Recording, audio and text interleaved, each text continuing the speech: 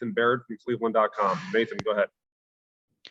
Hey, Ryan, I wanted to follow up on what you said on the radio show about the binders. And you said after the second games, I assume that was some direct response to the loss to Oregon. Was there something about the way that game plan did or didn't get absorbed that made you guys want to change how you were processing that information week to week? And how does that work? No, it was just something that, I wanted to streamline. I don't know if it was after 2 or 3. It just felt like, after, last year and just the last couple of years, we've done a lot of stuff on the iPads, and I just felt like it was the right thing to do to kind of rebite on, how we were going through our game plans and how guys were studying. Just felt like it was the right thing to do. It also helps the coaches, I think, because, when you actually have to write it down on paper, do it, organize it, you just understand it all better. And I think it's a good process and something we've done in the past before. And so, everything we do now is so easy because you just kind of put it on an iPad and, you can find it. But there's something about writing something down on a piece of paper and handing it and holding it that I think is different. So it's something that we just wanted to do and we're going to continue to do. And we'll go next to Dan Hope from 11 Warriors. Dan. Ryan, I know you had talked the weeks, leading up to the last couple games that you felt like the team was really practicing better, really, focused well. Do you feel like coming off a bye week that you've seen that same kind of attention to detail from the team? I do. Yeah. I thought we had a good week of practice, good energy this week, but now we got to go put it on the field. So we'll see, and that's what matters, is playing Saturday night and playing well, starting fast against a good Indiana team and going on the road and get another conference win. So I do feel that way. But we'll see, because like we say, we prepare, we compete, and then we learn. And now it's time to go compete again Saturday night. Alrighty, next up, let's go to Jacob Benji from the Lantern. Jacob. Hey, Ryan, we talked with Taraji yesterday, and he mentioned how he wouldn't say that there was a panic, but there was a sense of urgency within the linebackers room just to get the new defense down, to help the defense be the best it can be. How have you seen the linebackers, whether it's Taraji, Tommy, Cody, et cetera, just, kind of steady themselves over the course of the season, since they didn't have as much experience coming into the year? Yeah, well, I think that now they have some experience, and that really matters, because when you come in, there's so many things that come into play. You're just not sure of a lot of things, and you're not sure yourself. But now, that they do have some of these snaps under their belt, like you said, they're kind of steadying themselves.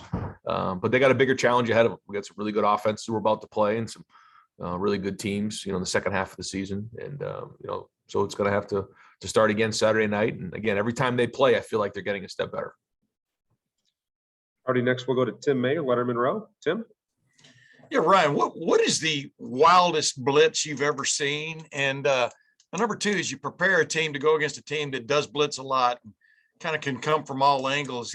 Can you over prepare? How much of it is preparation? How much of it is just reacting to what's coming? Yeah, it's like you said, it's all in moderation. You can't go over the top with it, because then you get yourself out of whack. In terms of craziness on blitzes, typically they can bring 4, they can bring 5, or they can bring 6. They really can't bring much more than that, unless, you bring more guys into protection. So they either put a safety in the middle of the field and bring 5, or they'll take a safety out of the field, play 0 and bring 6. Sometimes they'll bring simulated pressures, which means they can bring certain guys, but then drop other guys out. Yeah. And that's typically, how it's done. And these guys are very aggressive, and they're very good at it. And, when you're dealing with teams like this, sometimes it can be high risk, high reward. And you just have to make sure that you cut your losses when they do, get home with a blitz. Thank you. Yep. All righty, next we'll go to Jared Smalley to CMH. Jared? Hi, Ryan. Talking to some players after practice last night, and they mentioned it specifically that last year's game stuck with them and bothered them.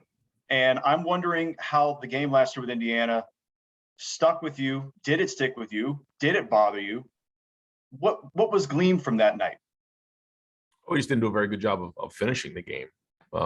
We went up big early on in the game, and, the defense that's designed to stop explosive plays, and we gave up too many explosive plays, let them back into the game, and didn't execute down the stretch on offense. That's really what happened. So we got to play like we did in that first half and continue to play a full 60 minutes.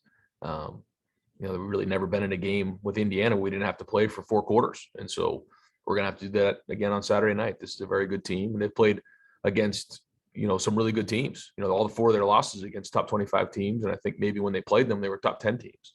So they played some really good teams, and they're a good team as well. So, we're going to have to be really on our game.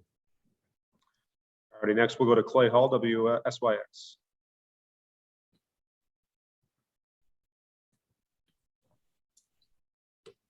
Can't hear you, Clay. Okay, Clay, can't hear you, Clay.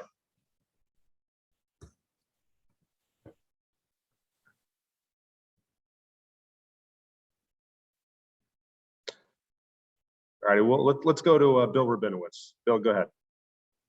Hi, Ryan. Obviously, you've gotten a lot of contributions from your 2 freshmen. You mentioned that you have more of the kind of lying in the weeds. Who are some of those guys that you're expecting? What kind of impact do you think they can make the second half of the year? It just depends on situations with injuries and what comes up in games. There's a bunch of guys who I think have been practicing very, very well. You saw what Emeka did last week, and Marvin Harrison's been practicing at a high level. I've seen Evan Pryor do some things. Seen Jordan Hancock get better week in and week out. So where do these guys get an opportunity? You don't know, but we see some of these younger guys working hard to have a chance. Mike Hall's been really practicing well. So maybe they're going to start getting some more reps based on the situation. A lot of things can happen in these last 6 games, but I see a bunch of guys who are getting better because they're practicing better. Thank you. All right, next up, Austin Ward, Leonard Monroe. Austin.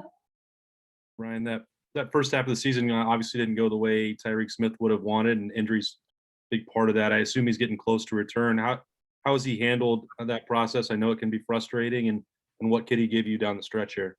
Yeah, a veteran player who has a lot of ability, and I know this is going to be a big stretch for him. He's had a good week of practice, and looking forward to seeing him out there. But this is important for him. I know he wants to finish his career the right way and play really well for us, and produce at a high level. And he's highly motivated and always has been. So it's good to get him back on the field. Already next up, Joey Kaufman, Columbus Dispatch. Ryan, back in August, you had mentioned that the team's vaccination rate for COVID was over 90%. And the university put in a mandate. The deadline for the first dose was last week. Has that percentage moved at all since you last updated us on that?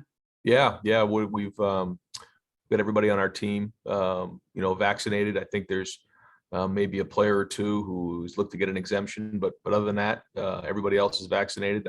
And we're a very, very high percentage.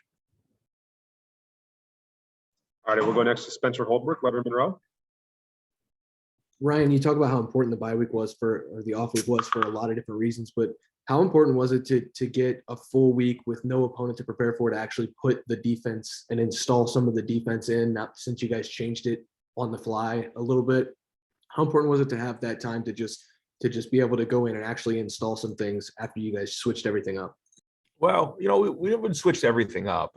We have changed some things for sure. And it just allows us to kind of repaint the bridge on a lot of those things that, like you said, maybe you put something in week 3, week 4 that was new. And you only have a few days to kind of get that ready for Saturday. A bye weeks gives you an opportunity to get in there and just kind of dig into the details of those things so that you have them ready for the second half of the year and you understand them a little better. But then also look at some other things and possibly changing things up on either side of the ball, because you're going to need those change ups, certainly in this game and a bunch of the games coming down the tube here. All righty, Clay, we'll give you another shot there.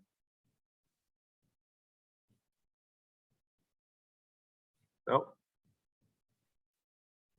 Can you hear me now? Yes. All right. Live. Fantastic. Ryan, the ritual of the bed check seems like it's endured for 100 years. I heard you talking about it. Is that a place where you get a good read on your team? And how many times have you walked in a room and you're missing a guy? I don't think I've ever been in a room where we're missing a guy.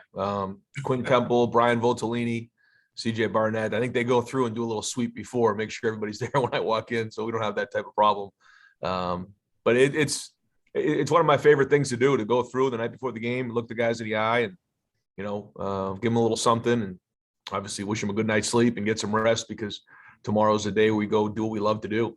And whether they're on the road or at home, it's something I enjoy. That personal touch means something. Well, I don't know. I mean, you have to ask the players that, but I just Yeah. think it's important as the leader to look the guys in the eye the night before the game and make sure they're getting a good night's sleep. Thanks. All righty, coach. Thank you very much for your time. We'll talk to you Saturday. Thank you.